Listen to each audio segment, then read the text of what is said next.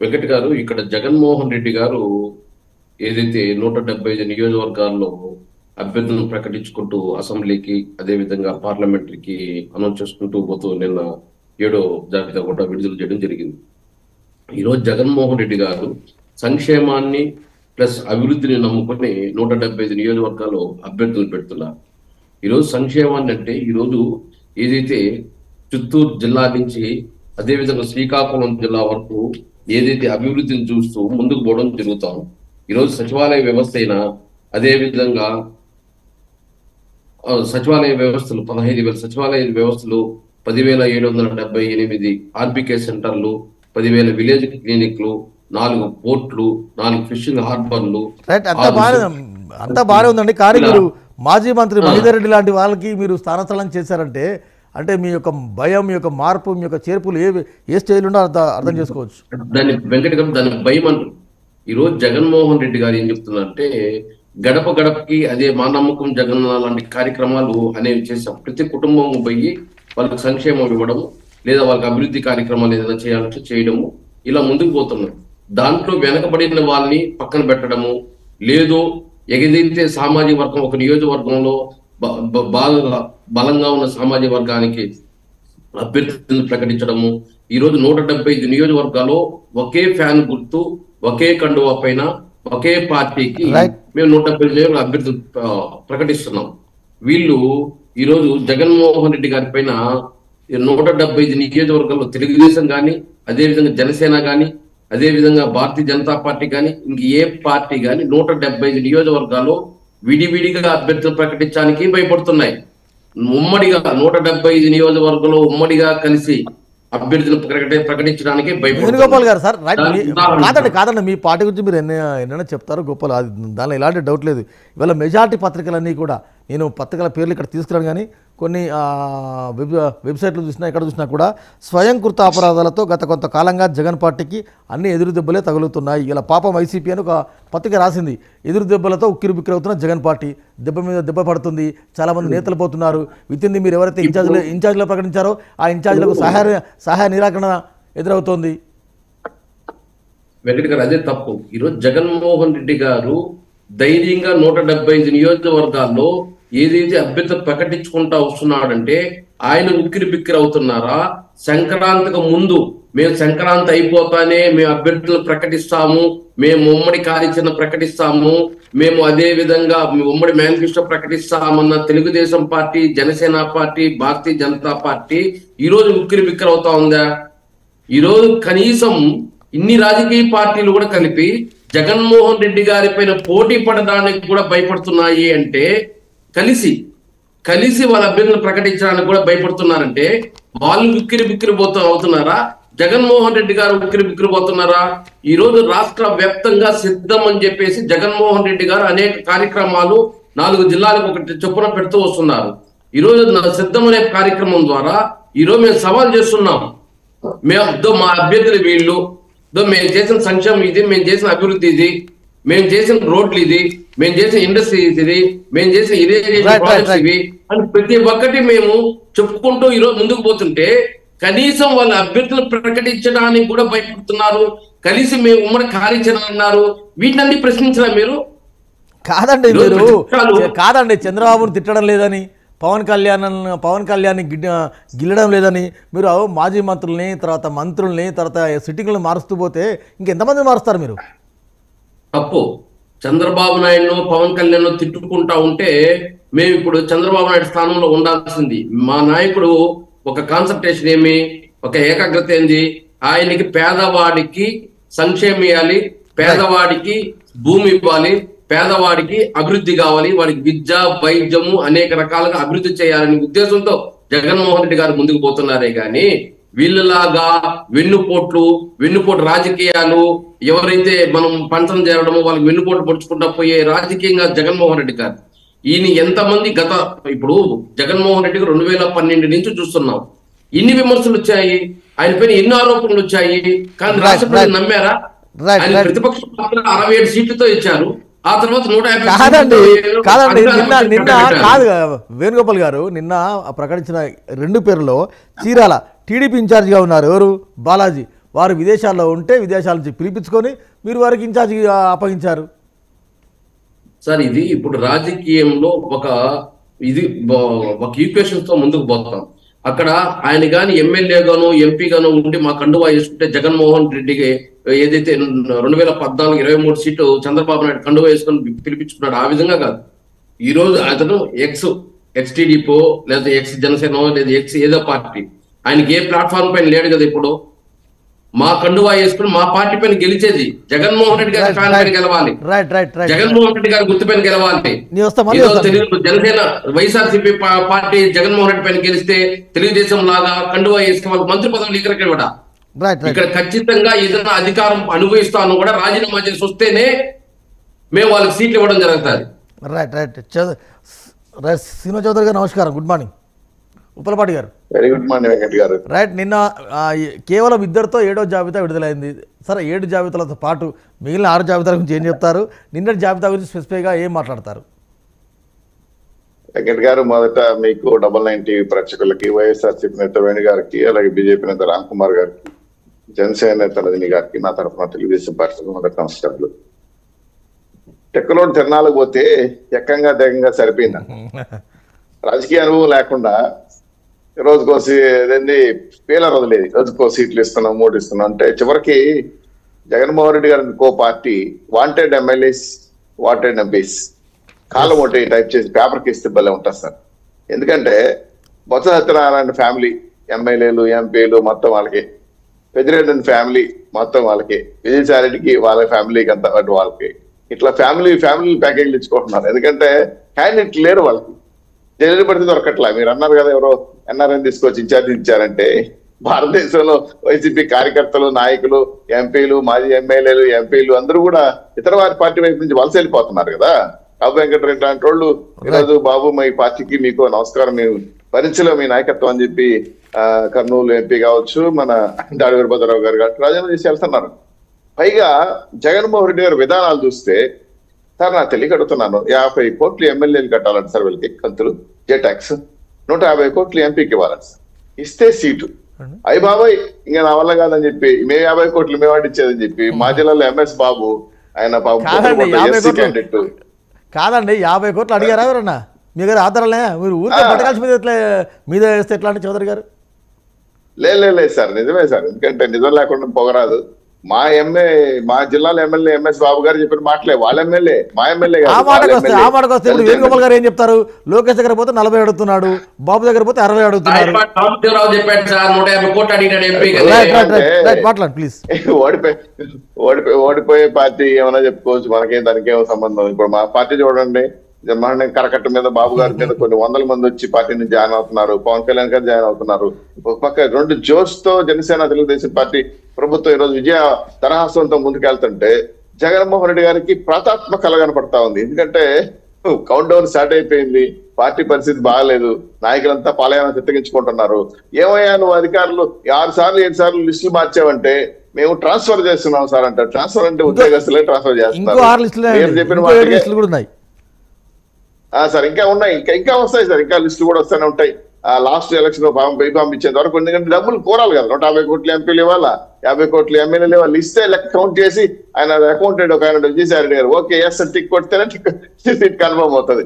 కాబట్టి లాస్ట్ ఆరిపోయే డిపోలో దండుకుంటున్నారు. మీరు ఆలోచించారు జర్నలిస్టులుగా, లేదంటే మా సామాన్య ప్రజలుగా సార్. జగన్ సినిమా అయిపోయింది కదా, ప్రజలు ఇంకా సినిమా చూపిస్తున్నారు. ఆ సినిమాలో ఈయన ఆలకొల్లా ఆడుకుంటున్నాడు. రాష్ట్ర వ్యాప్తంగా కూడా ప్రజా వ్యతిరేకంగా బ్రహ్మాండంగా జగన్ మీద సామాన్య ప్రజలు యుద్ధం ప్రకటించేశాడు. యుద్ధం స్టార్ట్ అయిపోయింది. ఆయన యుద్ధం కావాలని అడుగుతున్నాడు, యుద్ధం చేస్తానని సామాన్యుడికి, పేదలకి, దళితులకి. ఇప్పుడు సామాన్య ప్రజలు మొత్తం రాష్ట్రంలో జగన్ మీద యుద్ధం ప్రకటించేశారు. ఆ యుద్ధంలో ఉక్కిరి బిక్కిరైపోయి తట్టుకోలేక ఆయన ఇంకేం చేయాలో అర్థం కాక పూర్తిగా ఎమ్మెల్యేలు పోయి, కార్యకర్తలు పోయి పార్టీని కాపాడుకునే పరిస్థితి లేదు. ఇప్పుడు డబ్బులు ఏదో వసూలు చేసుకున్నాడు, కాడికి దండుకోవడం, దోచుకుందాం, పంచుకున్న లెవెల్ కాడికి వచ్చి అయిపోయారు. మీరే చెప్పండి, బీసీ కార్పొరేషన్ నాయకులు ఎవరైనా వాళ్ళు బీసీకి పోటీ చేయడానికి సిద్ధపడుతున్నారా? వద్దు బాబు మాకు సీట్ అని చెప్తున్నారు. సమాజంలో అలానే ఉన్నారు. ఈరోజు సిచ్యువేషన్ లో జనసేన తెలుగుదేశం పార్టీ అన్ని రకాలుగా సూపర్ 6 హామీలతో ప్రకటన లేదు, మేనిఫెస్టో లేదు, చెప్తారు సార్. మీ అభ్యర్థుల ప్రకటన లేదు, మరి మేనిఫెస్టోలో ఇంకా వారన్నా 60-70 క్లియర్ చేశారు ఇప్పటివరకు. రైట్, రజనీ గారు మేము ప్రశ్న సమాధానం చెప్పాను. 1 minute సమాధానం చెప్తాను సార్. భారతీయ సాంప్రదాయం ఏంటంటే ఎన్నికల కోడ్ వస్తే గానీ అభ్యర్థులు అలసి చేయరు. మా జగన్మోహన్ రెడ్డి గారు తొందరపడి ముందే కూర్చాడు కోయలు. అందువల్లే ఈ రోజు తేనెలో పడ్డ ఎగలాగా గిల్ల కొట్టుకుంటున్నాడు. Right right. రజనీ గారు నమస్కారం, గుడ్ మార్నింగ్. గుడ్ మార్నింగ్ అండి. Right right right. వైసీపీ నిన్న ఇద్దరితో ఒక 7వ జాబితా ఏదో వచ్చినట్టుంది. ఏం కామెంట్ చేస్తారు దాని మీద మీరు? కేవలం ఇద్దరితో సార్, ముఖ్యంగా ఎన్ని జాబితాలు విడుదల చేసినా అది పేరుకే సార్. తాపకి అటు ఇటు తారుమారు తక్కరమారు అనే ఆట గేమ్ షో ఆడుతున్నారు ఆయన. సో మేము ఇచ్చేసాం మీరు ఇవ్వలేదు, మేము ఇచ్చేసాం మీరు ఇవ్వలేదు అనే పాడిందే పాట పాచిపళ్ళ దాసరా అన్నట్టుగా ఎంతమంది ఖరారు అవుతారో, ఎంతమంది మారబోతున్నారో ఇవంతా క్లారిటీగా లేనటువంటి పరిస్థితి అండి. దాని తర్వాత సుమతి, కాలమతి, మందమతి స్టోరీ లాగా గతంలోనే చాలా మంది చేపలు ఇది ఎండిపోయే చెరువు అని తెలిసి పక్కకు వెళ్ళిపోయినటువంటి పరిస్థితి. తర్వాత కాలమతి లాగా పరిస్థితిని బట్టి వస్తున్నటువంటి పరిస్థితి, మందమతి లాగా రాలేని పరిస్థితి అండి. అంటే ఒకవేళ రోజా గారి లాగా, రజనీ గారి లాగా, సజ్జల బాబాయ్ గారి లాగా వీళ్ళందరూ అటు ఇటు పోలేక జగన్ గారినే పట్టుకొని వేలాడతారు. అసలు ఒక ఆయన ప్రమాణ స్వీకారం చేశాడు, ఒక ఆయన ప్రమాణ స్వీకారం చేయలేదండి. సజ్జల గారు కేవలం ప్రమాణ స్వీకారం చేయకుండా గౌరవ ముఖ్యమంత్రి హోదాలో ఈ రోజు రాష్ట్రాన్ని శాసిస్తున్న పరిస్థితి. ఇంకోటి ఏంటంటే మేము ఎన్నో చేశామంటారు. అమరావతి ఒక ఇటుక మీద, అంటే అమరావతి రాజధాని ఒక ఇటుక మీద బొచ్చడు భారతీయ సిమెంట్ వేయడం చేతగానటువంటి గౌరవ ముఖ్యమంత్రి వర్యులు వైజాగ్ ని ఎగ్జిక్యూటివ్ క్యాపిటల్ అన్నా సరే మనం ఒప్పుకుందాం సార్. కానీ 4.5 సంవత్సరాల వరకు క్యాపిటల్ అంటున్నారే కానీ కనీసం ఒక కట్టడం అక్కడ కట్టల. ఆఖరికి ఏం కట్టారా అంటే వాళ్ళ భార్య కోసం, అదే ముంతాజ్ కోసం తాజ్ మహల్ కట్టినట్టుగా ఋషికొండలో 450 కోట్లు పెట్టి విల్లాలు కట్టేశారు. ఇంత ఖరీదైన బాత్రూమ్ అంట. ఈ బాత్రూమ్ చూస్తే నాకు బళ్ళారి ఒక ఆయన గుర్తొస్తున్నాడండి. ఆయన కూడా ఇదే కేసులో ఇరుక్కొని బంగారు బాత్రూమ్లు కట్టేసినటువంటి పరిస్థితి, జడ్జిల్ని 100 కోట్లు పెట్టి కొనేసినటువంటి పరిస్థితి. సో ఇటువంటి పరిస్థితుల్లో గత ప్రభుత్వం నుంచి రోడ్లు వేసిన వాడికి డబ్బులు ఇవ్వక వాళ్ళు హైకోర్టుని ఆశ్రయిస్తే అసలు కాదు వడ్డీ కాదు చిన్నగా వస్తున్న పరిస్థితి. అదే రకంగా 33,000 ఎకరాల భూములు తీసుకున్న వాళ్ళకి కౌలు ఇవ్వడానికి డబ్బులు లేవట. గవర్నమెంట్ ఉద్యోగస్తులు 1వ తారీఖు జీతం ఇవ్వడానికి డబ్బులు లేవట. వాళ్ళు దాచుకున్న పిఎఫ్ డబ్బులు ఇవ్వడానికి డబ్బులు లేవట. ఇవంతా కాదండి, కృష్ణ వారధి నుంచి ఈ దరి నుంచి ఆ దరి వరకు ఒక సినిమా రిలీజ్ అయిందండి. బహుశా ఏ సినిమా రిలీజ్ అయినప్పుడు కూడా వారధి మీద ఫ్లెక్సీలు నేను ఇంతవరకు చూడలేదండి. నేను పుట్టి పెరిగింది విజయవాడ. కానీ ఈ రోజు చూసానండి, అదేంటో శబదం అంట, వ్యూహం అంట, రిలీజ్ కాబోతుంది.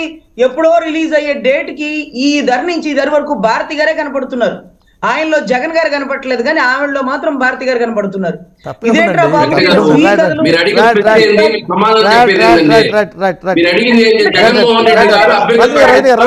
ప్రకటిస్తారు మీరు ఎప్పుడు ప్రకటిస్తారు? దానికి సమాధానం చెప్పండి. వస్తా పొత్తులో అందుకని ఇవాళ బీజేపీ అదే అడుగుతుంది సార్. నెక్స్ట్ స్పెల్ అదే ఉంటుంది.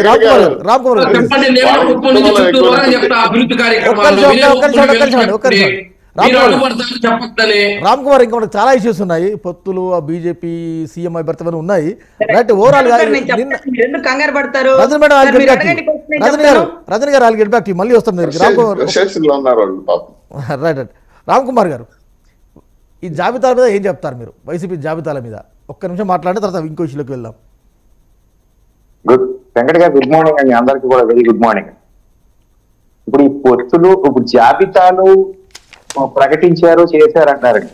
ఇప్పుడు వైఎస్ఆర్సీపీ ప్రతినిధి గారు అంటారు ఏదో బీజేపీ భయపడిపోతుంది అంటున్నారు. ఆయన కలగన్నారా లేకపోతే ఎవరు చెప్పారు భయపడుతున్నారు? ఏమంటే మాకు ఎప్పుడు ఏం చేయాలో పూర్తి అవగాహన ఉంది. వేళ జాతీయ స్థాయిలో మండల సమావేశాలు చేస్తున్నారు. మన రాష్ట్రం నుంచి 200 మంది వెళ్ళారు, తెలంగాణ నుంచి 230 మంది వెళ్ళారు.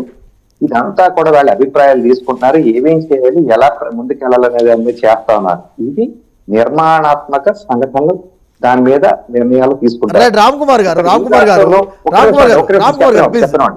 క్యాండిడేట్ల గురించి వాళ్ళకి చెప్పాలి. అంటే వాళ్ళకలాగా ఒక వ్యక్తి డెసిషన్స్ తీసేసుకో, దాని మీద కూడా చిన్న కుట్ర ఉంది, అది కూడా చెప్తారు. వాళ్ళకలాగా ఒక మనిషి డెసిషన్ తీసేసుకోవడం కాదండి. అలాగే ఈ రాష్ట్రంలో కూడా వైఎస్ఆర్సీపీ చేసింది ఏమీ లేదు. పూర్తిగా భారతీయ జనతా పార్టీ ఏమైతే ఇస్తుందో దాని మీదే వాళ్ళు ఆధారపడి స్టిక్కర్లు మార్చున్నారని కింద ప్రజాపౌర యాత్ర రేపటి నుంచి వెళ్తున్నాము. నిన్నటిదాకా వికసిత సంకల్ప యాత్ర చేసాము. ఒక్క నిమిషం నాకు టైం ఇవ్వండి. అనే దాని మీద మేము ముందుకెళ్తాం. వీళ్ళకలాగా రోజు పొద్దున్నే రాజకీయ వ్యాఖ్యలు చేయడానికి మాకు టైం లేదు. ఆయన ఇంకొక మాట కూడా చెప్తున్నారండి, అసలు వీళ్ళు క్యాండిడేట్లు ఇవ్వట్లేదు, క్యాండిడేట్లు మాకు ఇప్పుడే వాళ్ళు చెప్తారు. మీ క్యాండిడేట్లు వాళ్ళు ముందే ఎందుకు అనౌన్స్ చేస్తున్నారు తెలుసండి. ఈవేళ ఇక్కడ ఉన్న 1వ నెంబర్ అసెంబ్లీ వాళ్ళని 2వ నెంబర్ అసెంబ్లీలో 3వ దానికి ఎందుకు తీసుకెళ్తున్నారు తెలుసా? 1వ నెంబర్ అసెంబ్లీ క్యాండిడేట్ ని 2వ నెంబర్ తీసుకెళ్ళాక ఇక్కడ నుంచి 5 నుంచి 10,000 ఓట్లు ఈ అసెంబ్లీ వాళ్ళు పక్క అసెంబ్లీలో జాయిన్ చేసి ఓట్లు నమోదు చేస్తున్నారు. 2వ వాళ్ళు 3వ దానికి వెళ్ళిన తర్వాత ఇక్కడ ఉన్న ఓట్లు అక్కడ చేస్తున్నారు. ఇక్కడ పాత ఓట్లు పొద్దున పూట ఓట్లు వేస్తారు, మధ్యాహ్నం పూట 2 వేస్తారు. ఇది ఒక పెద్ద కుట్ర జరుగుతుందని మొన్ననే మా అధ్యక్షురాలు కూడా ఒకే వెంకట్ గారు ఈ విషయం చెప్పానండి. ఇలాంటి దొంగ ఓట్లు చేస్తున్నారు, అధికారులంతా కూడా సహకరిస్తున్నారని పైన కంప్లైంట్ ఇస్తే జాతీయ నాయకుడు సత్యకుమార్ గారు మొన్న ఒక కలెక్టర్ ని 4 సీఐని కూడా సస్పెండ్ చేశారు. ఇలాంటి వాటికి భయపడే పెద్దిరెడ్డిగా చెప్తున్నారు. ఆయన ఎక్కడ ఓటున్నారు కానీ ఎంపీగా ఈ రాష్ట్రంలో ఎక్కడైనా పోటీ చేయొచ్చు కదా. పోయారు. రామ్ కుమార్ గారు, నేను మిమ్మల్ని అడుగుతున్నా, వేణుగోపాల్ రెడ్డి గారు 7:30కి క్విట్ అవుతారు అని వేరే వెళ్తున్నారు. మీరు నిన్న బీజేపీ నేత విష్ణువర్ధన్ ఒక కీలకమైన కామెంట్ చేశారు. నిన్న సాయంత్రం అంతా అదే ట్రోల్ అయింది. మీ ఎవరినో భుజాన మోయం, అది నిర్ణయించేది మోదీ షానే. ఆ మాటలతో పార్టీ సంబంధం లేదు అంటే మా నాయకుడే ఏపీ సీఎం కావాలని బీజేపీ, నిన్న మొన్నటి వరకు జనసేనాని పవన్ కళ్యాణ్ సీఎం కావాలని జన సైనికులు ఇప్పటికీ చాలా ఇగర్గా డిమాండ్ చేస్తున్నారు. డెఫినెట్గా ఒక కీలకమైన పొత్తులో కీలక పాత్ర పోషించాలి పవన్ అని. కానీ మీరు పొత్తు లేదు, ఎత్తు లేదు, ఆళ్ళు లేదు, సూలు లేదు, కొడుకు పేరు సోమలింగం ఉన్నట్టు బీజేపీ అసలు డిస్కషన్స్ ఇంకా స్టార్టే కాలేదు, అప్పుడే మీరు బీజేపీ సీఎం అభ్యర్థి అంటే ఎట్లా అండి? ఏమండి, మా పార్టీలో సీఎం అభ్యర్థి ఫలానా వాళ్ళని ఎలక్షన్ అయ్యాక అందరి కూర్చుని బలం ఉన్నప్పుడు డిసైడ్ చేస్తారు. ముందుగా ఏంటంటే రాజకీయ పార్టీ ప్రతి ఒక్కళ్ళు కూడా సీఎం కుర్చీ కోసం పోరాటే కానీ ఇక్కడ చారిటీ సర్వీసెస్ ఉండదు, సర్వీస్ టు ద పీపుల్ ఉంటది. కానీ అట్ ద సేమ్ టైం కుర్చీ కోసం ఏం చేస్తున్నా రాజకీయ పార్టీ ముందుకెళ్తుంది. అందులో భాగంగా ఆయన ఏదో చెప్పుకుంటారని ఆయన మాటలు నేను పూర్తిగా చూడలేదు. కానీ ఎన్నికలో భాగస్వామిగా వాళ్ళకి బలం ఉంటే వాళ్ళకి మంత్రి పదవులు అనుకుంటాం, ఇవన్నీ చేస్తా ఉంటారు రేపు నగ్గే వాటిని బట్టి. కానీ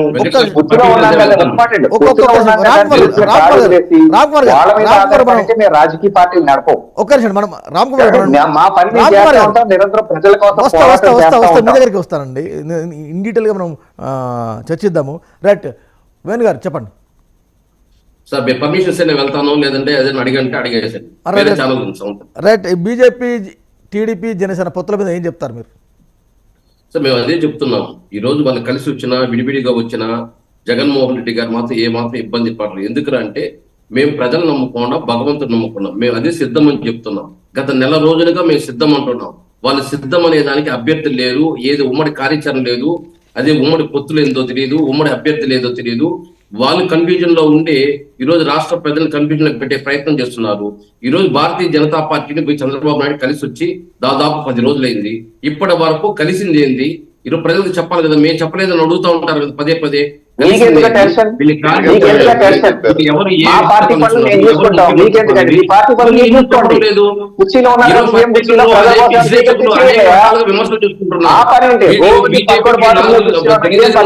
అయితే టీడీపీకి పార్లమెంట్ నియోజకవర్గం ఒక్కొక్క పార్లమెంట్ నియోజకవర్గానికి అని చెప్పుకొని, అదే విధంగా 100 సీట్లు టీడీపీకి అయితే 50 జనసేనకి 25 బీజేపీకి అని, అదే విధంగా పార్లమెంట్ లో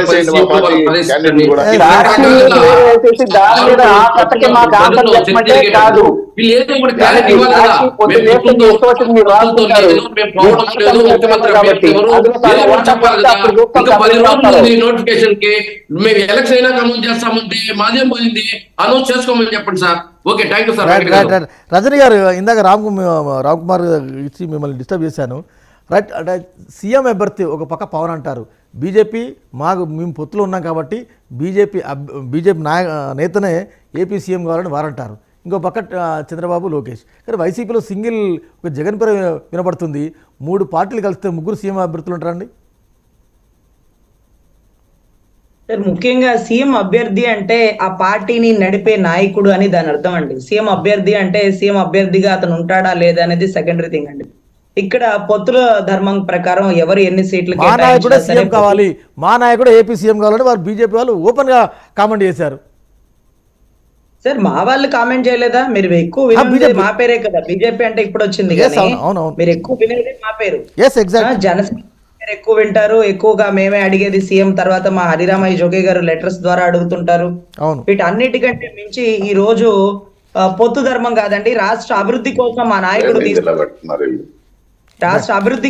నాయకుడు తీసుకున్న నిర్ణయానికి మేము కట్టుబడి ఉంటామండి. సీట్ల గురించి కాదు, ఓట్ల గురించి కాదు, పోలవరం పూర్తవ్వాలి, రాష్ట్రానికి రాజధాని రావాలి, అభివృద్ధి అంటూ కొన్ని కథనాలు విస్తృత స్థాయి ప్రయోజనాల కోసం మాత్రమే ఈ పొత్తు ఇద్దరం కలవడం జరిగింది. ఈ పొత్తుని రాష్ట్ర ప్రజలు స్వాగతించారు అంటారు. సీఎం అంటే మనసులో అభిమానం ఉంటుంది కాబట్టి పొత్తు ధర్మంగా ఆయన వాళ్ళతో కలిసి వెళ్ళినప్పటికీ మా మనసులో ఎప్పటికీ ఆయనే సీఎం గా ఉంటుంటాడండి. అది సర్వసాధారణం, సర్వసహజం అండి ప్రతి పార్టీకి కూడా. ఈ రోజు చంద్రబాబు గారి టీడీపీలో సీఎం అయితే మా దృష్టిలో మా జనసేనలో ఆయనే సీఎం అభ్యర్థి, ఆయనే సీఎం అనే దృష్టితోనే ఉంటామండి. ఈ రోజు పొత్తు ధర్మంగా వెళ్లే విధి విధానాలతో అందరం కట్టుబడి కూడా ఉంటాం.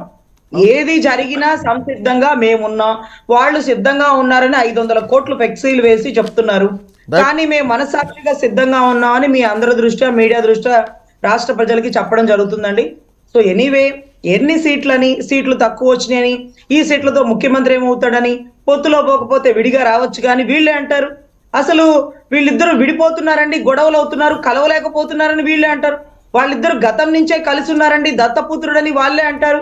లేకపోతే ఆయన చెప్తున్నట్టుగా 70 సీట్లలో 75 సీట్లలో వీళ్ళని ఈయనే చెప్తాడు. అరేంటి మా పార్టీ కండవ వేసుకున్నాడే చెప్పలేకపోతుంటే, కండవ లేకుండా వీళ్ళు ఇచ్చే సలహాలకి అభ్యర్థులను కూడా ప్రకటించేస్తే ఇక జాబితా చేసే పనే ఉండదండి, అంతా వీళ్ళే చేసేసచ్చు. కలిస్తే కలవకపోతే ఒక తప్పు.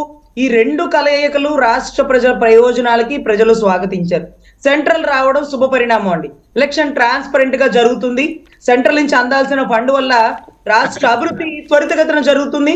మంచి పక్షానే మంచి ఉంటది, చెడు పక్షానే చెడు ఉంటది, దుష్టులకి దూరంగా ఉంటారు అంటూ సింగమో సింహం అండి నాకు తెలీదు, సింగిల్ గా వెళ్లాల్సిందేనండి. రైట్. రామ్ కుమార్ గారు, ఇందాక చౌదరి గారు మీకు డీటెయిల్ గా ఇస్తాను. రామ్ కుమార్ గారు ఏం చెప్తారు? అంటే మీకు పొత్తు లేదు, పొత్తులు ఆడలేదు, చూడలేదు, మా నాయకుడే ఏపీ సీఎం కావాలంటే ఎట్లా అండి రామ్ కుమార్ గారు? అంటే ఫస్ట్ ఒక విషయం ఏంటంటే, మీరు ఆ వైఎస్ఆర్సీపీ ఆయన తీసుకొచ్చి మధ్యలో అలా వెళ్ళిపోయేటట్టయితే అటువంటి వాళ్ళు ఎందుకు పిలవాలి? మనం నాకు పనులు ఉన్నాయి, రాని ఇంకొకరు అరే మనం మాట్లాడదాం మిత్రమా, మనం మాట్లాడదాం రామ్ కుమార్ గారు, ఎందుకు మనం ఉన్నాం కదా మాట్లాడదాం. ఆయన గురించి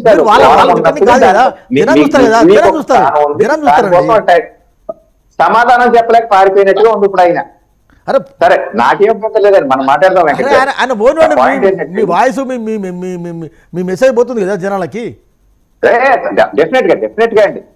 ఏమంటే రేపు వైఎస్ఆర్సీపీ పరిస్థితి అదే అని 2 నిమిషాలు మీ నోట్ల నుంచి రప్పించడానికి అంత ప్రయత్నం చేస్తున్నారు. ప్రజలు కూడా ఇలాగే తోసేస్తారు వాళ్ళ బయటికి, వాళ్ళు వెళ్ళిపోక్కర్లేదు.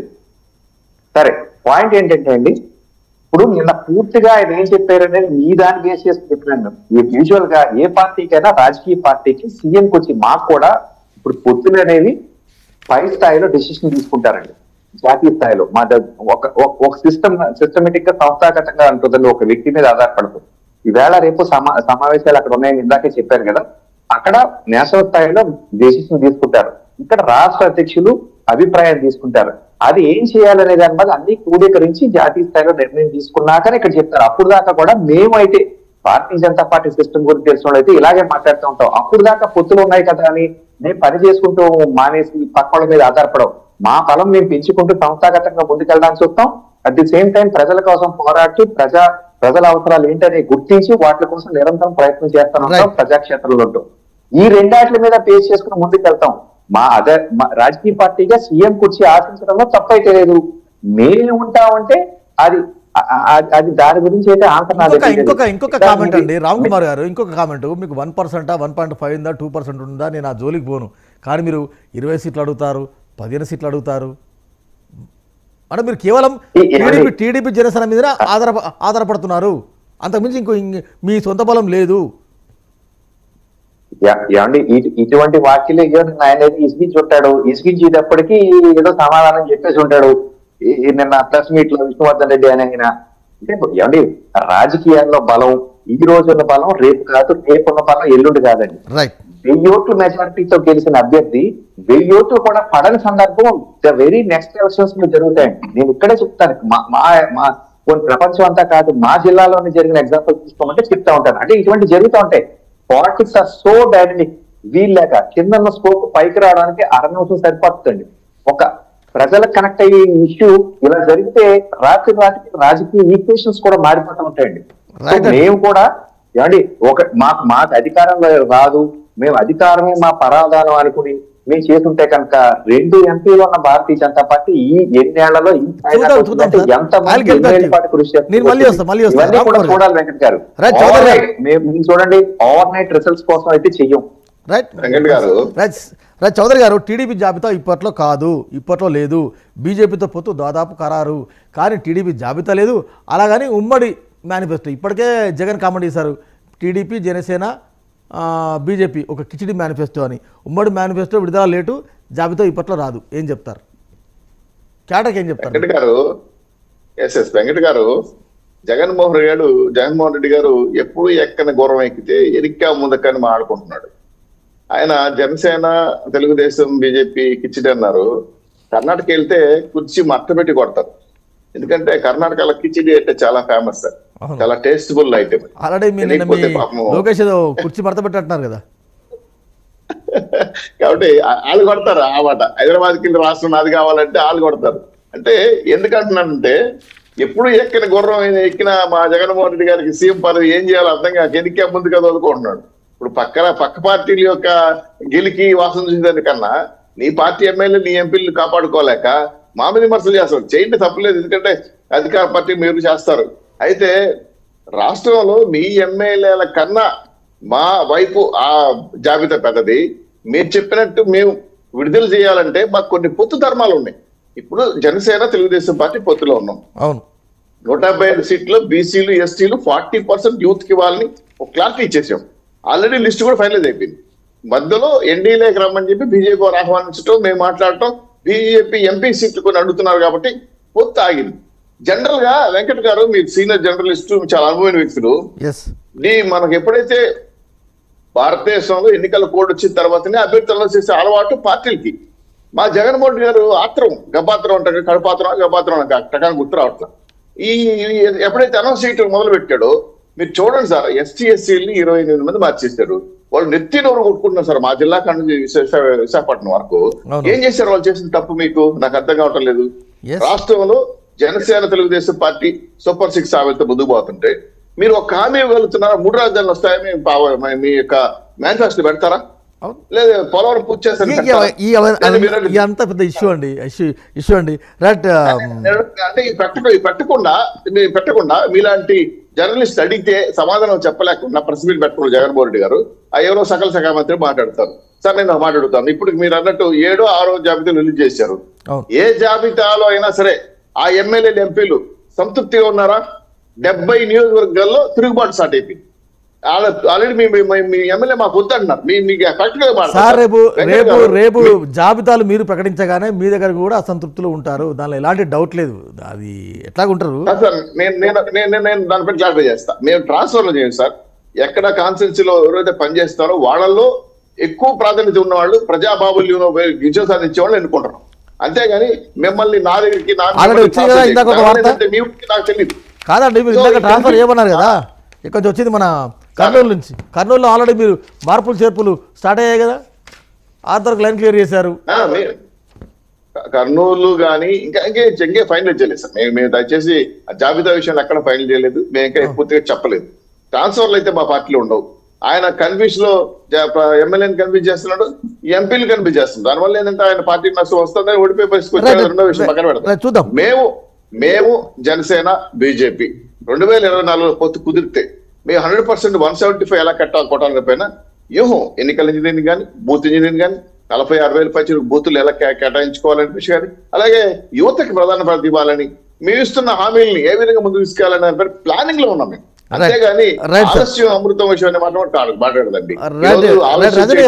రజనీ గారు, మా యొక్క నాయకులకి ఒక్క నిమిషం సార్, రజనీ గారు, పొత్తు దాదాపు 3 పార్టీల పొత్తు ముచ్చటగా ఖరారైంది, అలా ఎలాంటి అనుమానం లేదు.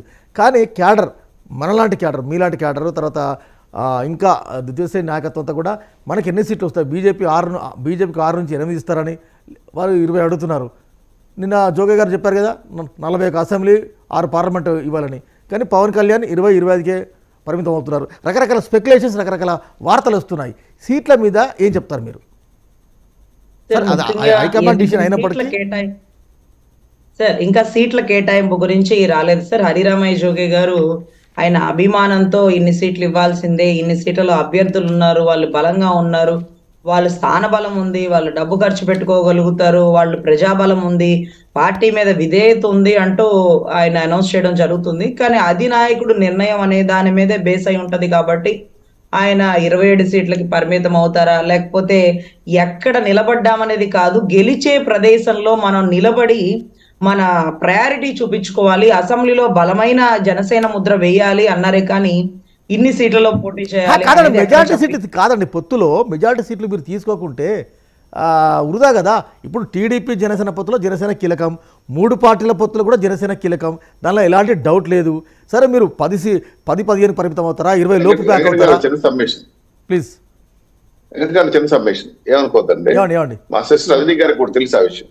ఎక్కడైతే జనసేన బలంగా ఉందో, ఏ సామాజిక వర్గం ఎక్కడ బలంగా ఉందో దానిపైన పవన్ కళ్యాణ్ గారు, బాబు గారు ఒక అభిప్రాయానికి వచ్చి వాళ్ళ సీట్లు కేటాయించడం జరిగింది. కాకపోతే వారు గాని నేను గాని ఇక్కడ అధికారికంగా అనౌన్స్ చేయడానికి లేదు. కానీ క్యాడర్ లో ఆ క్యూరియాసిటీ ఉంటుంది, ఆశాభావులో ఆ టెన్షన్ ఉంటుంది. ఇప్పుడు పొత్తు ధర్మంలో 9 నెలలు పూర్తి కాకుండా బేబీ బయట రాదు.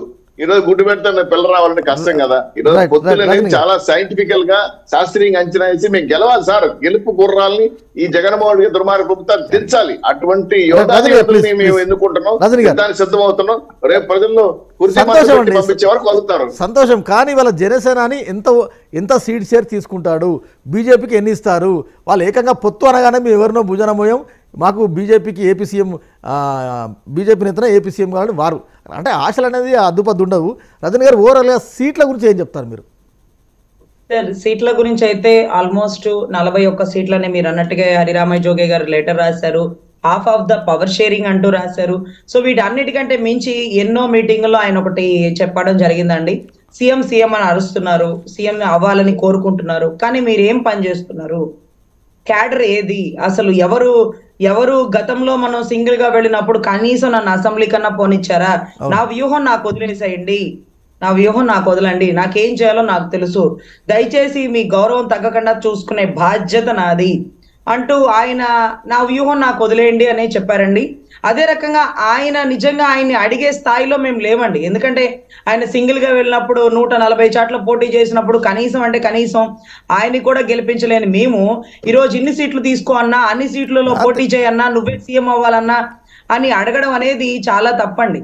తర్వాత అధినాయకుడికి తెలుసు ఏం చేయాలో, ఏ నిర్ణయం తీసుకోవాలో. అందుకని ఆయన వ్యూహానికి దైవం ఆయనకే వదిలేస్తున్నామండి. ఆయన ఎన్ని సీట్లు తీసుకున్నా ఇందాక సార్ చెప్పినట్టుగా బలమైన చోట్ల నుంచొని భారీ మెజారిటీతో ఒక అద్భుతంగా మనం అసెంబ్లీలో ఒక అడుగు పెట్టాలి కొంతమందితో. ఆ కొంతమంది ఎంత, అది మీరు అనుకున్నట్టుగా అదే చర్చ. అదే ఇప్పుడు రాజకీయ విశ్లేషకులో కానీ పార్టీలో కానీ అదే చర్చ అవుతుంది రజనీ మేడం. ఇప్పుడు ఉభయ గోదావరి జిల్లాలో జనసేనకు ఎడ్జ్ ఉంటుంది, జనసేన బలం ఎక్కువ, ఇంకొక 2-3 జిల్లాలో ఉంది. కానీ మెజారిటీ సీట్లు మీరు ఉభయ గోదావరి జిల్లాలో తీసుకుంటే టీడీపీ బీజేపీ అభ్యర్థులు ఏం కావాలి అక్కడ? ఈ చర్చ కూడా ఉంటుంది కదా సార్. మెజారిటీ అనేది ఎప్పుడు చెప్పలేదు సార్. ఈస్ట్ వెస్ట్ ఏదైతే ఉందో అది క్లీన్ స్వీప్ చేయాలనేది ఒక కాన్సెప్ట్ అండి. అక్కడక్కడ బలమైన చోట్ల మాత్రమే సీట్లు తీసుకుంటారు, దాంట్లో భారీ మెజారిటీ తీసుకొస్తారు.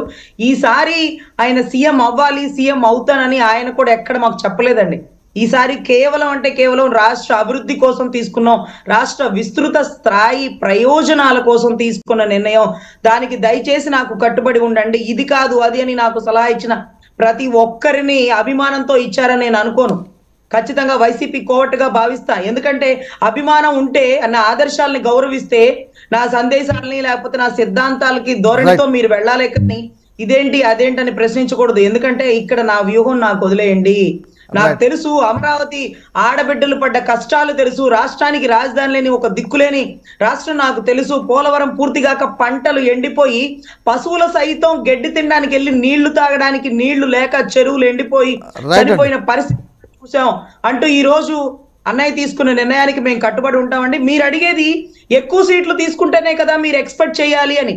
ఇక్కడ ఎన్ని సీట్లు కాదన్నా, ఇక్కడ బుల్లెట్ లేదా అనేదే కాన్సెప్ట్. రామ్ కుమార్ గారు ఒక్క నిమిషం రామ్ కుమార్ మాట్లాడదాం. మాకు సీట్లు రాకుండా ఎవరైతే అసంతృప్తిగా ఉన్నారో, ఎవరైతే కోపంగా ఉన్నారో అనే ఆలోచన మాకు లేదు. మా పార్టీ అధినేత నిన్ననే క్లారిటీ ఇచ్చాడు. ఎవరైతే సీట్ల సర్దుబాటులో వాళ్ళ యొక్క త్యాగాన్ని గుర్తించి పార్టీకి సాయం చేస్తారో, మా పార్టీ సహకరిస్తారో వాళ్ళకి అధికారం వచ్చిన తర్వాత తగిన స్థానం ఇస్తామని చెప్పి ఆల్రెడీ చెప్పడం జరిగింది. అంటే మేము ఆల్రెడీ ఒప్పందం కుదుర్చుకున్నాం కదా, ఆల్రెడీ సీట్ సర్దుబాటు అయిపోయింది కదా. ఎవరైతే సీట్లు కోల్పోయారో వాళ్ళకి పార్టీలు మంచి స్థానం ఇస్తున్నాం అధికార పథకం. కాబట్టి అటువంటి అసంతృప్తులు మా దగ్గర రావు సార్. ఎంత నోటిఫికేషన్ వచ్చిన తర్వాత ఉంటుంది అసలు సినిమా. రైట్, రామ్ కుమార్ గారు కానీ యోగ సినిమా మాత్రమే కాదు sir. Right right right right మీరు బీజేపీ నుంచి ఆంధ్రప్రదేశ్ నుంచి ఒక పొత్తు 100% ఖరారైంది. మీకు ఇవాళ రేపట్లో పురంధేశ్వర్ గారు ఢిల్లీలో ఉంటారు, మీకు అక్కడి నుంచి వస్తుంది. కానీ మీరు రాష్ట్ర పార్టీ ఎన్ని సీట్లు అడుగుతుంది, ఎన్ని సీట్ల మీద అంచనాతో ఉంది? అండి దీని దగ్గర ఇటువంటి క్వశ్చన్స్ కి మేము అయితే ఆన్సర్ చేయండి ఖచ్చితంగా. అంటే పొత్తు ఖరారైతే చెప్పిన తర్వాత పైనుంచి మాకు ఆన్సర్ వచ్చాకనే దాని గురించి మాట్లాడతాం తప్పితే ఇలా అయింది అలా అయింది స్పెక్యులేషన్స్ అయితే ఆన్సర్ చేయడానికి మేము ఇక్కడ లేవు. ప్రజాక్షేత్రంలో మేము పోరాడతానని చెప్తే మిగతా వాటికి లేవు. ఖచ్చితంగా మేము ఈ రాష్ట్రంలో బలమైన పార్టీగా ఎదగాలి. 2024 లో ఈ రాష్ట్రంలో ఏర్పాటయ్యే ప్రభుత్వంలో కీలక భూమిక పోషించాలనేది మా పాత్ర అందులో ఖచ్చితంగా. రామ్ కుమార్ గారు సేమ్ టైంలో మీరు మేనిఫెస్టో ఎట్లా విడుదల చేస్తారు, ఉమ్మడి మేనిఫెస్టో రైట్. ఇప్పుడు నిన్న మొదటి వైసీపీ వాళ్ళు అంటే ప్రత్యేక హోదా, పోలవరం తదితర అంశాలనే కదా. మరి మీరు 10 ఏళ్ళు కేంద్రంలో ఉండి అటు టీడీపీకి ఇవ్వలేకపోయారు, వైసీపీకి ఇవ్వలేకపోయారు, ఏపీకి మీరు చేసింది గుండు సున్నా అని చెప్తే మీరు ఏం ఆన్సర్ చేస్తారు? అంటే ప్రత్యేక హోదా ఒక్కటే మాత్రం ముగిసిన అంశం. దానికి సరిపడగా ప్యాకేజ్ ఇస్తున్నాం, స్పెషల్ వెహికల్ పర్పస్ పెట్టి దానికి ఏమేం కావాలి ఇస్తున్నాం అనేది లైన్ అయితే అయిపోయిందండి. ఆ 2019 లో వైసీపీ 2018 లో పాదయాత్ర చేసేటప్పుడు వైసీపీ ఆ కొత్త నినాదాలు ఎత్తుకుని ఆ ట్రాప్ లో టీడీపీకి వెళ్ళిపోయి అది తీసుకుందని మేము కూడా గతంలో చెప్పామండి. అన్ఫార్చునేట్ గా వాళ్ళు ఆ ట్రాప్ లో పట్టారు. అప్పుడు దాకా చేసిన అభివృద్ధి అంతా చేసిన తర్వాత కలిసి చేసే అభివృద్ధిని అక్కడి నుంచి ఈ రాష్ట్రానికి అభివృద్ధి ఆగిపోయింది. ఇప్పుడు ఇంకా 2-3 ఎగ్జాంపుల్. పోలవరం 2019 కే ఎంత పర్సెంటేజ్ కంప్లీట్ అయింది, ఇప్పుడు అక్కడి నుంచి ఏమన్నా ఎంత ఎత్తు వెళ్ళింది అంటే ఎంత పర్సెంటేజ్ పెరిగింది అనేది మీరు డేటా తీసుకోండి. దాని మీద మీరు కామెంట్ చేయట్లేదు, నేను కామెంట్ చేయట్లేదు. జరిగిందంతా 19 వరకు జరిగింది, ఆ తర్వాత ఏమీ జరగలేదు. ఇంకో కీలక అంశం రైల్వే జోన్ కోసం డిపిఆర్ తో సహా అన్ని సిద్ధం. మీరు ల్యాండ్ ఎత్తే కట్టడమే తర్వాత చెప్తుంటే వైజాగ్ లో 52.3 ఏకర్స్ ఇచ్చారు. అందులో 20 ఏకర్స్ క్యాచ్మెంట్ జోన్ లో ఉంది. అక్కడ భవనాలు కట్టడానికి వీలు పడదు. అదంతా క్లియర్ చేసి మాకు చెప్పండి అని మీరు చెప్తుంటే స్వయంగా రైల్వే శాఖ మంత్రి విశాఖపట్నం వచ్చిన తర్వాత కమిషనర్ ని నించోబట్టి కారు గుమ్మం దగ్గర అడిగితే మీకు 1 రోజులు ఇస్తున్నారని ఈ రోజు దాకా మళ్ళీ సమాధానం లేదు. ఇంకొకటి కూడా అందరికి ప్రజలు ఎలా మెద్దు పెడుతున్నారంటే మేము ఇచ్చేసామంటున్నారు. రైల్వే శాఖ మంత్రి ఎంత ఇన్ డీటెయిల్ మాట్లాడుతున్నారంటే మీరు ఇవ్వడం కాదు, ల్యాండ్ బదలాయించాలి. నోటు మాట మీకు ఇచ్చేసాను చెప్పడం కాదు, కలిగి అక్కడి నుంచి స్టార్ట్ చేస్తారు. ఇటువంటివన్నీ కూడా వైద్య మసిపూసి మారేడుకాయలు పెడుతుంది. ఇంకొక మాట చెప్పనివ్వండి వెంకట్ గారు. ఇందాక కూడా అన్నారు స్థానాల్లో సామాజిక వర్గాల వారీగా అక్కడక్కడ బలమైన సామాజిక వర్గాలు ఏమున్నాయి దాని పరంగా ఇస్తాను వైసీపీ నాయకులు చెప్పి పారిపోయారు. నేను ఒక మాట చెప్తానండి, ఈ వైఎస్ఆర్సీపీలో ఉన్నది అనే అక్షరం తప్పితే ఇంకొకరు ఎవరూ లేవు. వైఎస్ఆర్సీపీలో ఎవరెవరు ఉన్నారనేది స్వయంగా వాళ్ళ చెల్లిగానే చెప్పలేరు. ఇంకా ఏంటి ఈ సామాజిక వర్గాల వారిగా వారు ఇచ్చేది స్థానం. నిన్న మా బీసీ నాయకుడు సత్యకుమార్ గారిని ఎక్కడ పుట్టాడనే మాట మాట్లాడతారంటే ఈ సంస్కృతి ఎంత ఉందనేది పెద్దిరెడ్డి రామచంద్రారెడ్డి గారు ఆలోచించుకోవాలి. ఈ సందర్భంగా మీకు చెప్తున్నాను. అప్పుడు అక్కడ టీడీపీ అధికారంలోకి వచ్చినా వైసీపీ అధికారంలోకి వచ్చినా మళ్ళీ మీ కంట్రోల్లోకి రావాల్సిందే, అది ఓపెన్ సీక్రెట్. రైట్ చౌదరి గారు, ఇంకొక వార్త, రాజ్యసభలో ఇవాళ టీడీపీ బలం పూర్తిగా పడిపోతుంది. ఏప్రిల్ 2 తర్వాత అసలు పెద్దల సభలో టీడీపీ ప్రాతినిధ్యం పూర్తిగా కోల్పోతుంది. కానీ 41 ఏళ్ళ 41 ఇయర్స్ టీడీపీ చరిత్రలో ఇది తొలిసారి. ఇట్లా అంటే పార్టీ ఒకవైపు పరాజయ పాలవుతుంది, పార్టీకి గడ్డు పరిస్థితి ఉన్న క్రమంలో ఎలా రివోక్ అవుతారు? వెంకట్ గారు, రాజకీయాల్లో అధికారాలు శాశ్వతం కాదండి. వాళ్ళు బళ్ళు అవుతే బళ్ళు వాళ్ళు అవుతాయి. 40-25 ఏళ్లుగా మేము ఎన్నో డక్కామెక్కాలు తిన్నాం. పార్టీ చిగురుటాగులాగా ఓడికిపోయిన సంఘటనలు చూసాం. ఇంక పార్టీయే లేదు, అవతల రాష్ట్రంలో ఉన్నారు. ఇప్పుడు తెలుగుదేశం పార్టీయే భవిష్యత్తు అవుతాం. కాబట్టి ఇవన్నీ తాత్కాలిక. ఈ రోజు 3 రాజ్యసభ ఎంపీలు మేము ఎన్నుంటే గెలిచేవాళ్ళం అండి. మా నాయకుడు కూడా చెప్పాడు ఆ విషయం. కానీ మాకు అవసరం లేదు. వాళ్ళ ఓట్లు బయట సస్పెండ్ అయ్యి బయటకు వచ్చిన 70 మంది ఎమ్మెల్యేలు ఓట్లు వేస్తామని లిస్ట్ కూడా ఇచ్చారు. మాకు అవసరం లేదు. 19 మంది ఎమ్మెల్యేలు ఉన్నారు, 4 సస్పెండ్ అయ్యారు, మళ్ళా 4 ప్లస్ అయ్యారు. దీన్ని దృష్టిలో పెట్టుకుని మళ్ళీ 19 మంది వాళ్ళు అడుక్కొని మనం రాజ్యసభ పోవాల్సిన కర్మ లేదు. 2 నెలలు అయితే మనమే అధికారంలోకి వస్తే మనమే బ్రహ్మాండంగా మనం రాజ్యసభ పెట్టుకుందాం అని చెప్పి ఆలోచనతో ఉన్నా. కానీ అది కూడా రాజ్యసభ అయింది పెద్దల సభకి వెళ్ళటం అంటే అదే ఓటింగ్ అధికారం ఉండే సభ కూడా కాదండి. కాకపోతే మనం వాయిస్ వినిపించడానికి అవకాశం ఉంటుంది. మీరు చెప్పినట్టు 41 సంవత్సరం ఉమ్మడి రాష్ట్రంలో మేము ఉన్న ప్రాధాన్యత కరెక్టే. రాష్ట్రం విడిపోయిన తర్వాత అధికారాలు తారుమారాయి. ఆయన ఇది తాత్కాలికమే, మళ్ళీ మేము పోతాం కదా. కాకపోతే ఇంకా 1 సంవత్సరాలు వెసులుబాటు ఉంటుంది. కాబట్టి రాజకీయాల్లో అధికారాలు శాశ్వతం అనేది పట్టుకోవడం కరెక్ట్ కాదు. మేము ఖచ్చితంగా మళ్ళీ ఎంత బాలు కిందికి నొక్కుతారో అంతే హైప్తో మళ్ళీ ముందుకు వస్తాం. కాబట్టి మాకు ఆ ధైర్యం ఉంది. మేము ఇప్పుడు జనసేన తెలుగుదేశం పార్టీ పోతున్నాయి కాబట్టి మాకు ఈ రోజు రాష్ట్ర ప్రజలు సూపర్ 6 సాధించడం కాకుండా మాకు ధైర్యాన్ని ఇచ్చారండి. మీరు అన్ని సీట్లకు ఎలా పోతున్నారు, మీరు ధైర్యంగా ముందుకెళ్ళండి. సామాన్య జనం ఈ రోజు ప్రభుత్వం మీద ప్రకటించారు. మేం కాదు, ఆయన యుద్ధం అడుగుతున్నాడు, సామాన్యులు తిరుగుబాటు చేస్తున్నారు. ఇటువంటి కాన్ఫిడెన్స్ మా పార్టీకి ప్రజలు ఇస్తున్నారంటే దాన్ని బట్టి మీ ఆదరణ అర్థమవుతుంది. కాబట్టి రాష్ట్రం నుంచి మాకు రాజ్యసభకు ప్రాధాన్యత లేదని భయం అయితే లేదు. కానీ రాబోయే రోజుల్లో ఇంకా ఎక్కువ సీట్లు వచ్చే అవకాశం ఉంది. కాబట్టి ఈ రోజు ఒక్కటి కూడా లేదు, రేపు 10 రావచ్చు, చెప్పలేం కదా. ఒక సిచ్యువేషన్ లో ఖచ్చితంగా మేము గెలుపు ఓటములు సమానంగా తీసుకుని వెళ్తాం. మాకు ప్రజల మనసులు గెలవటమే మాకు ప్రధాన లక్ష్యం. ఈ రాష్ట్రాన్ని, రాష్ట్ర ఆస్తుల్ని, రాష్ట్ర పౌరుల్ని, రాష్ట్ర హక్కుల్ని కాపాడాల్సిన బాధ్యత మా ముందు పెద్ద సంకల్పం ఉంది. ఈ దుర్మార్గమైన రాక్షసమైన సైకో ప్రభుత్వం తెచ్చడం కోసం మేము కలిసి యుద్ధం చేస్తున్నాం, పోరాడతాం. రజనీ గారు, ఓవరాల్ గా మిత్రుత్వం, శత్రుత్వం తర్వాత చాలా నియోజకవర్గాల్లో, చాలా జిల్లాలో పొత్తు అనేసరికి ఆ ఓట్ ట్రాన్స్ఫర్ అవుతుందా కాదా, బీజేపీ 3 పార్టీలకు ట్రాన్స్ఫర్ అవుతుందా కాదంటే ఏం చెప్తారు? సార్, ముఖ్యంగా సీట్ల కేటాయింపు తర్వాత ఓటు ట్రాన్స్ఫర్ గురించి చాలా, అంటే ఏదైతే ప్రభుత్వ వర్గాలు ఉన్నాయో అవి చాలా ఖచ్చితంగా ట్రాన్స్ఫర్ అవ్వదు, అప్పుడు మనకే ఛాన్స్ వచ్చేస్తుంది, ఆ ధీమాతోనే అన్ని చోట్ల కొంచెం కమ్యూనిటీ సీట్లు అనేది ప్రకటించడం జరిగిందండి. అంటే కమ్యూనిటీగా వాళ్ళకి కోపం వచ్చింది, కోపం వచ్చినప్పుడు వాళ్ళు టీడీపీ జనసేన కలిసి వాళ్ళతో పాటు వెళ్లరు, ఖచ్చితంగా వైసీపీ వైపు మొగ్గు చూపుతారు. అప్పుడు ఇక్కడ కమ్యూనిటీ సీట్లు ఎవరైతే ఉన్నారో వాళ్ళని గెలిపిస్తారన్న ఒక తాపత్రయంతో మేము ఎక్కడ చూసినా అక్కడక్కడ కమ్యూనిటీ సీట్లు కనపడుతున్నాయండి. కమ్యూనిటీ ఇంటి కోళ్ళ కనపడుతుందండి. ఇదేంట్రా బాబు అంటే మన గురించి ఎక్కువగా వాళ్లే చదివేస్తున్నారు. కానీ ఈ రోజు అన్నయ్య నోటి మాట శాసనంగా ఒక లెటర్ సహాయంతో ఒక వైసీపీకి వెళ్ళిపోతారేమో అనుకున్న ముద్రగడ గారు ఆగిపోయారు. బలమైన బాలశౌరి గారు పార్టీలో జాయిన్ అయ్యారు. వీళ్ళందరినీ చూసాక ఎన్ని సీట్లు ఇచ్చినా సరే అందరం కలిసే ముందుకెళ్ళాలి, ఇవాళ కాకపోతే రేపు రాజ్యాధికారం మనకి దక్కుతుంది, ముందు కింద గ్రౌండ్ లెవెల్ పనిచేయాలా, పునాది లేకుండా 10 అంతస్తులు బిల్డింగ్ కడతామన్న మాట అది ఎంతవరకు కరెక్ట్ అంటూ ఖచ్చితంగా అందరం ఒక తాటి మీద వచ్చేసామండి.